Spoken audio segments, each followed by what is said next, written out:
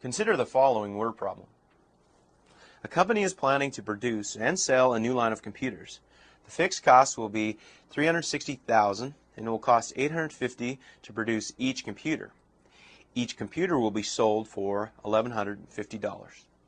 Part A. Write the cost function C of producing X computers. Now let's start there.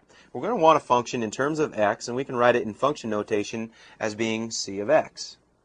Now, just to keep the lights on and keep our accountants happy, we got to pay $360,000 each month whether we make a computer or not.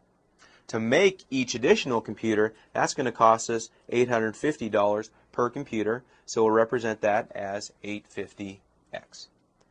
Part B says write the revenue function R for the sales of X computers. Again, we're going to want to write this as a function. We'll write that as R of X.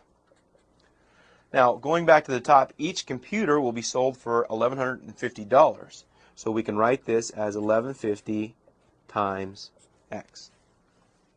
Now we want to determine the break-even point. The break-even point occurs when our cost function, C of X, is equal to our revenue function, R of X. And that equation will be the following. 360,000 plus 850X.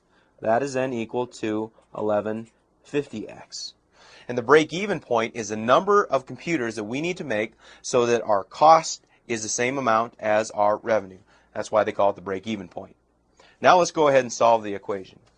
To do that, let's move to the top of the next page. As you see, I have the equation written there. Let's go ahead and solve this nice linear problem. We'll subtract 850X from both sides of the equation. From that, we get 360,000 rather is equal to 300X. Divide both sides by 300 and we're almost there. Once we've done that, we end up with X as equal to 1,200 computers. All right? And remember, 1,200 is the number of computers we're going to have to make in order to make our cost equal to our revenue.